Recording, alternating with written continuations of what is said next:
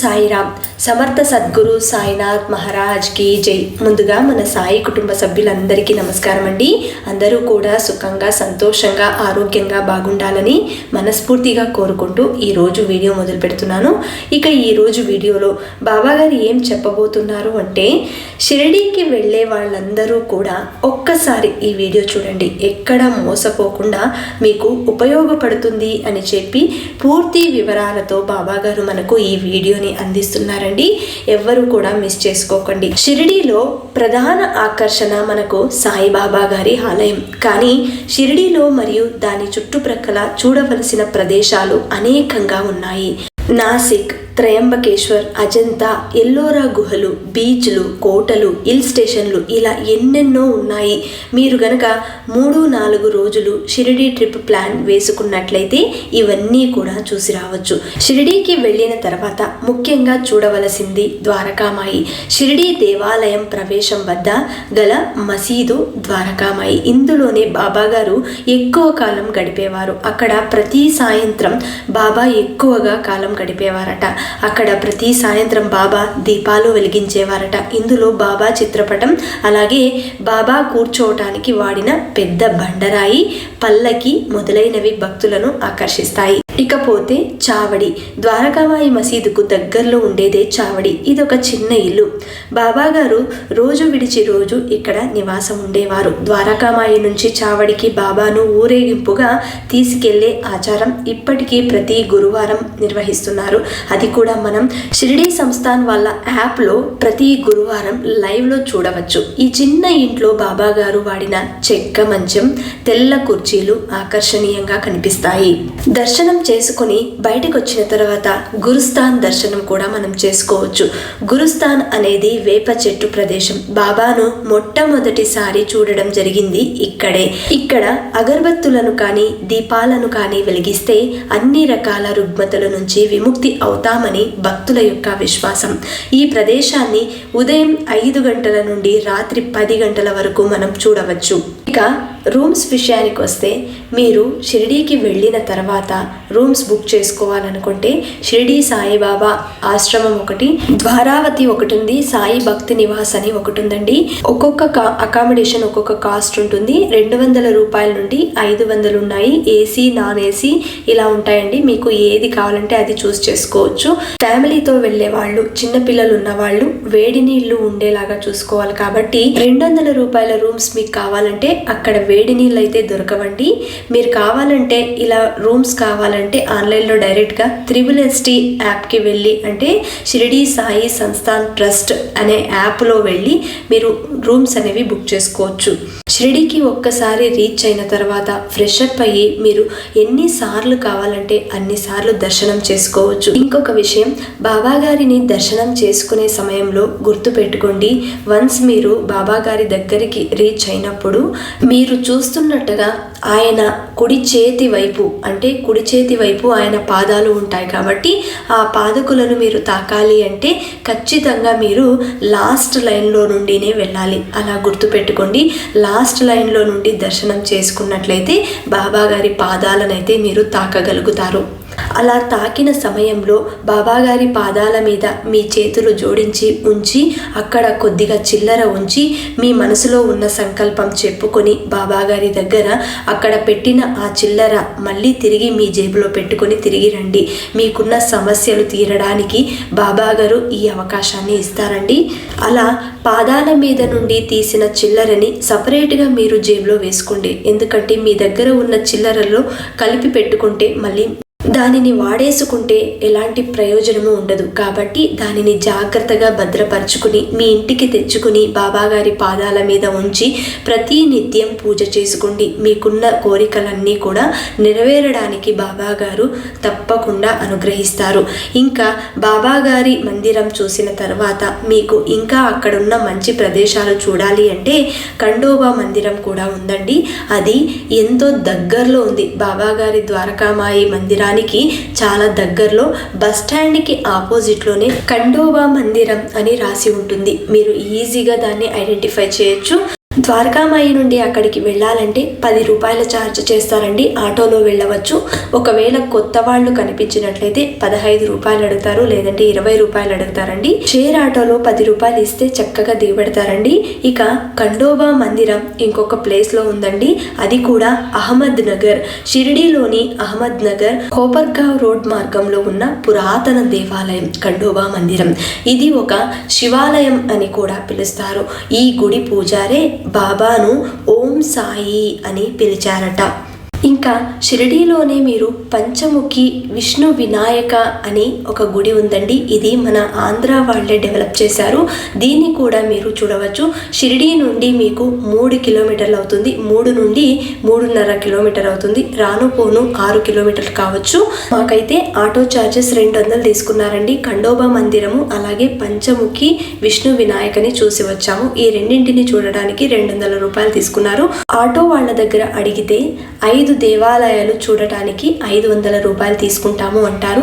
నన్ను అడిగితే 500 అయితే వర్తే అండి. ఎందుకంటే మీరు ప్రతి చోటకి మనమే ఓన్ గా వెళ్ళాలంటే చాలా కష్టపడాలి. ఎందుకంటే ప్లేసెస్ తెలియనివి కాబట్టి వాళ్ళ దగ్గర ఆటో చార్జెస్ పర్ఫెక్ట్ గా మనం మాట్లాడుకొని వెళితే వాళ్ళే అన్ని కరెక్ట్ గా చూపిస్తారండి. ఇక షిరిడీకి వెళితే తప్పకుండా మీరు లేండి వనం చూడండి. ఎందుకంటే లేండి బాగ్లో బాబా తరచూ ధ్యానం చేసేవారు మరియు మట్టి ప్రమిదలో దీపం వెలిగించేవారు. బాబా నాటిన మర్రి చెట్టు క్రింద ఈ అఖండ జ్యోతి వెలుగుతూ ఉంటుంది. ఈ వనం 24 గంటలు యాత్రికుల సందర్శనార్థం తెరిచే ఉంటుంది. కాబట్టి ఆ మర్రి చెట్టు క్రింద ప్రతి ఒక్కరూ కూడా లేండి వనంలోకి వెళ్ళి అక్కడ కూర్చుని కాసేపు ధ్యానం చేసి రండి. మీకు ఆత్మబలం, ఆత్మస్థైర్యం తోడవుతుంది. ఎలాంటి కష్టాలున్నా కూడా బాబా గారి అనుగ్రహంతో అన్నీ మాయమవుతాయి.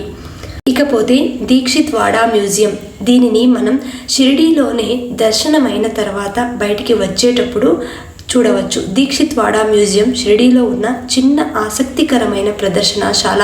సంస్థాన్ సముదాయం మధ్యలో ఉండే ఈ మ్యూజియంలో కొన్ని అరుదైన బ్లాక్ అండ్ వైట్ బాబా ఫోటోలు, అలాగే వాడిన చొక్కాలు, వంట పాత్రలు, నీళ్ళ గ్లాసులు, చెప్పులు లాంటి ఇతర వస్తువులు ఎన్నెన్నో మనం చూడవచ్చు.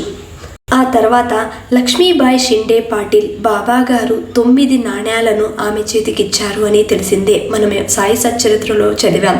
కాబట్టి ద్వారకామాయిలో మనం దర్శనం చేసుకున్న తర్వాత, అంటే ద్వారకామాయికి వెనుక భాగాన లక్ష్మీబాయి షిండే గారి ఇల్లు ఉందండి. అక్కడికి వెళ్ళి మీరు ఆమె ఇల్లుని కూడా సందర్శించవచ్చు.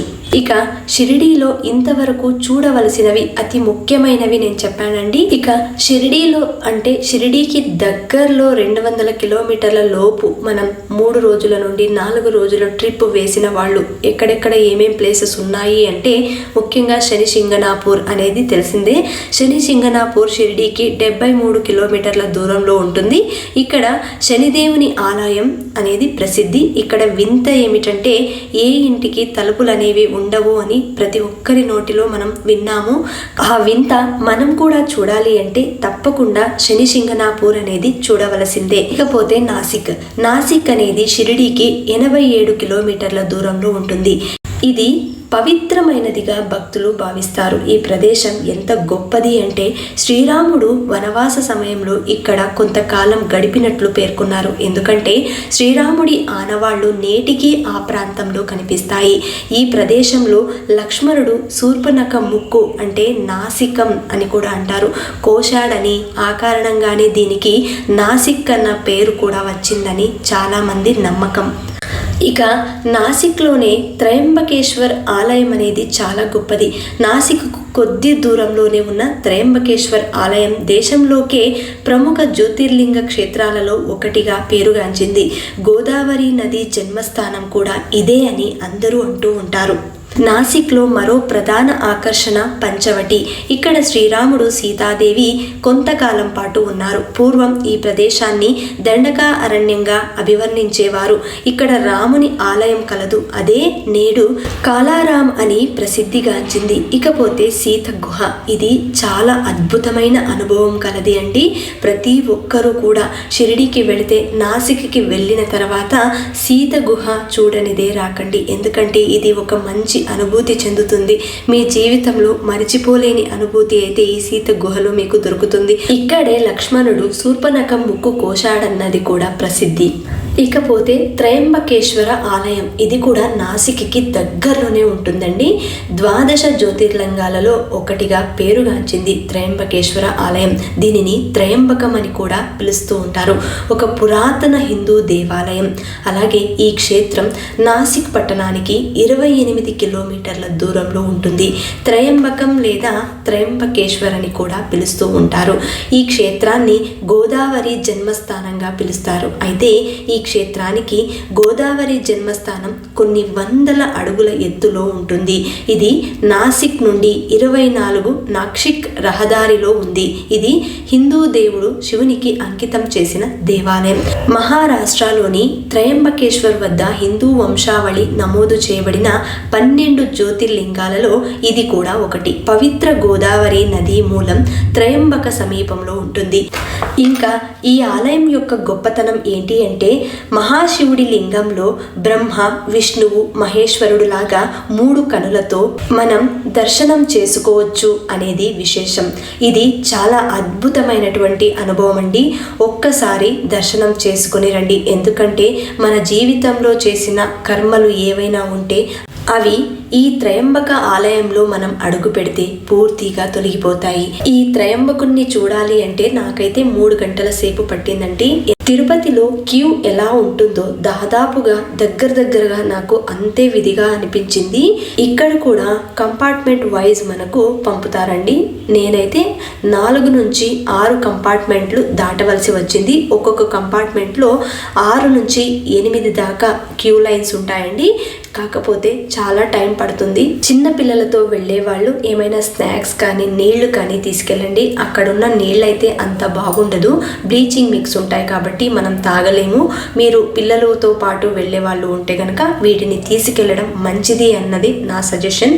ఇక అంతసేపు క్యూలో కష్టపడి మనం వెళితే అక్కడ దర్శనం ఎలా జరిగింది అంటే, త్రయంబకుని దర్శనం కనురెప్ప మూసి తెరిచే లోపు, అంటే కనురెప్ప మనం మూసి తెరవాలంటే ఎంత టైం పడుతుంది, అంతసేపు మాత్రమే మనం దర్శనం చేసుకోగలుగుతాము. అక్కడ ఉన్నవాళ్ళు సెక్యూరిటీ చాలా విపరీతంగా మనల్ని తోసివేస్తూ ఉంటారండి. చిన్నపిల్లలు, పెద్దవాళ్ళు అని ఏమీ చూడరండి. కాబట్టి ఏ మారుపాటు లేకుండా ఆయన మీద మీరు దృష్టి పెట్టుకొని ఆయన్ని చూడడానికి పరితపిస్తూ చూడగలిగితే తప్పకుండా మీకు దర్శనం కలుగుతుంది. మనకు దొరికేదే 1 సెకండ్ నుండి 5 సెకండ్ల లోపు మనకు త్రయంబకుని దర్శనం అయితే కలుగుతుంది. కాబట్టి జాగ్రత్తగా ఆయన మీద దృష్టి పెట్టుకొని త్రయంబకుని అనుగ్రహం పొందండి. ఇదండి నాకు కలిగిన అనుభవం. ఒకవేళ ఇది మీకు యూస్ఫుల్ అని అనిపిస్తే మన సాయి భక్తులందరికీ షేర్ చేయండి ఈ వీడియోని. అలాగే లైక్ చేయండి. మళ్ళీ రేపటి వీడియోలో కలుసుకుందాం. సాయి సందేశంతో మీ ముందుంటానండి. అంతవరకు సెలవు. సర్వే జనా సుఖినో భవంతు. సర్వం శ్రీ సాయినాథార్పణమస్తు.